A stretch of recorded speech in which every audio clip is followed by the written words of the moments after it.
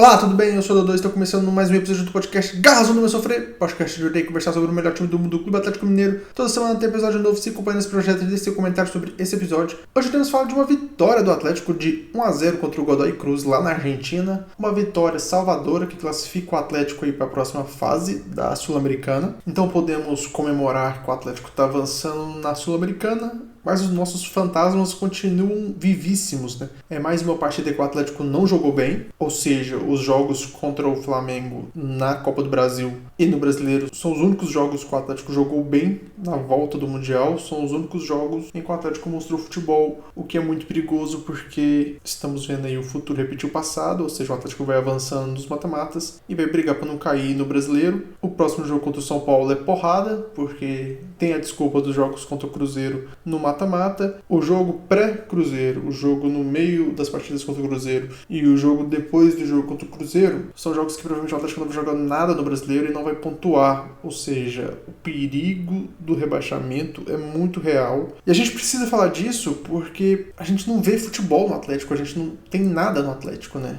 A gente espera que o Atlético avance na Copa do Brasil contra o Cruzeiro, espera que avance contra o Bolívar na próxima fase da Sul-Americana, mas é mais um pensamento otimista de torcedor, porque em termos de futebol o Atlético não apresenta nada. Então é muito complicado o que a gente está vendo com o nosso time, né? É muito complicado imaginar o futuro do Atlético. Mas, mudando de assunto, vamos falar do jogo. O Atlético veio a campo com duas mudanças. Uma mudança obrigatória, que é a saída do Lianco e a entrada do Vitor Hugo, porque o Lianco está machucado. E a outra é o Alexander se firmando como titular, o que, graças a Deus, aconteceu. O Alexander foi uma das salvações do Atlético no jogo de hoje, jogou muito bem, e o Atlético não tem volante nenhum, então se você for um volante nota 6, você já seria titular do Atlético. E o Alexander está sendo mais do que um nota 6, então bem positivo a entrada dele no time e bem positiva a partida que ele fez hoje. O Atlético foi a campo com o Everson no gol, Natanael e Arana nas laterais, Vitor Hugo e Júnior Alonso na zaga, no meio campo Alan Franco, Alexander e Scarpa, no ataque Coelho, Rony e Hulk. Fico bem triste que a gente voltou com o Rony pro time titular.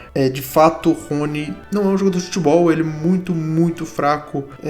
Durante o jogo eu percebi que os jogadores do Galo deveriam receber insalubridade, porque é insalubre tentar uma tabela com o Rony, né? O Rony não é incapaz de fazer sequência numa jogada, ele não tem, sim, tato nenhum de futebol, ele não tem técnica nenhuma, é incapaz de fazer qualquer jogada, então qualquer jogada que ele participa é uma jogada morta. Eu realmente espero que o Atlético coloque qualquer jogador no lugar do Rony. Eu critico aqui sempre o Júnior Santos, eu prefiro ter o Júnior Santos tendo mais oportunidades do que o Rony. O Rony não dá pra esperar nada, é um jogador assim que não traz nada pro time. A única posição que o Rony pode jogar é a posição de centroavante, em que ele toque o menos possível na bola. Mas para isso funcionar, o Atlético precisava de um time bom, um time criativo, e nós não temos. O trabalho do Cuca não existe, o que a gente tem é um monte de nada, né? E aí, essa partida contra o Godoy Cruz começou com um pênalti pros caras aos 2 minutos. E ali, meu Deus, passou um filme pela minha cabeça, né? Foi tipo assim, esse é o típico do Atlético, né? O time mal, você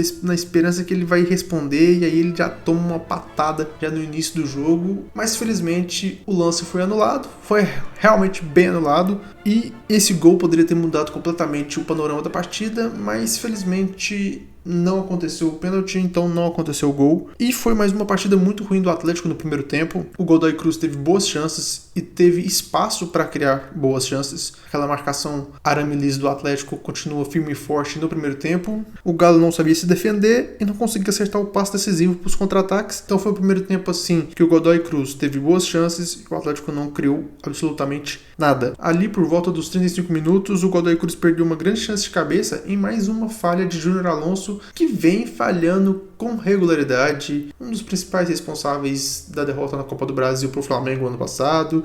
Péssima partida contra o Botafogo também na final da Libertadores. Aquele jogador nota 5 que tem status de titular absoluto, novamente foi muito mal. Foi uma partida em que o Vitor Hugo jogou melhor que o Júnior Alonso, para vocês verem o nível péssimo que o Júnior Alonso está apresentando no Atlético. E aí veio o segundo tempo. E se no primeiro tempo o Godoy Cruz poderia ter mudado o jogo fazendo um gol de pênalti aos 2 minutos do primeiro tempo, o Galo mudou o jogo completamente fazendo um gol aos 3 minutos do segundo tempo. Em uma boa jogada de raça do Alexander, a bola sobrou pro Natanael, que bateu de primeira e fez um golaço, um gol salvador. Porque depois desse gol as coisas mudaram completamente. O Galo melhorou muito no segundo tempo, jogou bem mais confortável com a bola e se defendendo melhor. Como eu disse, o Alexandre foi muito bem, o Vitor Hugo foi melhor que o Júnior Alonso, o trio de ataque foi ruim, o Rony horrível, como sempre, o Hulk muito mal também, o Coelho tentou alguma coisinha, mas também não foi brilhante. Foi uma partida ruim do time ofensivo, mas o time defensivo se recuperou nesse segundo tempo e fez o Atlético jogar de maneira confortável. O Atlético não sofreu muito nesse segundo tempo, então foi uma partida bem mais tranquila no segundo tempo. E foi bem curioso também o Natanael, né? O Natanael foi um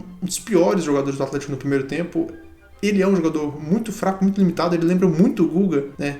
Era a comparação óbvia quando ele chegou, e se prova certa essa comparação, mas hoje ele salvou o Atlético fazendo esse gol, já salvou o Atlético também fazendo um gol contra o Bragantino, se eu me recordo bem, então tá nessa, o Saraiva tá machucado, então o Nathanael continua como titular e conseguiu um golzinho salvador, pelo menos isso, né? Porque os outros jogadores que jogam mal com a sua do jogo não produzem nada atrás de nada, né? Hoje também entrou o Júnior Santos e ele pisou na bola novamente. Ele parece que pisa na bola todo jogo. Todo jogo que ele entrou e ele tenta fazer um drible, ele pisa na bola. Tá acontecendo todo jogo. Inacreditável falta de talento desse cara, né? A troca que o Atlético fez de Paulinho por Júnior Santos e Rony, que foi basicamente isso, né? Foi basicamente o mesmo dinheiro. Foi uma troca assim muito ruim pra gente. Porque o Paulinho machucado é melhor do que os dois. O Paulinho machucado, esperando a volta do Paulinho, é melhor ter o Paulinho que esses dois jogadores que são, sim, sem nenhuma condição técnica, né? O Rony e o Júnior Santos foi um desperdício de dinheiro absurdo e já era. Não tem retorno com esses caras. A gente só tem que esperar eles o ano que vem, se Deus quiser, conseguir uma proposta e vazarem do Atlético. No fim de semana eu volto para falar do jogo do Atlético no Campeonato Brasileiro, mas eu tenho muitas preocupações com esse jogo, porque todo o cenário está se desenhando para o Atlético se dedicar no mata-mata e tomar paulada no Brasileiro. E a gente viu esse cenário ano passado e esse cenário é muito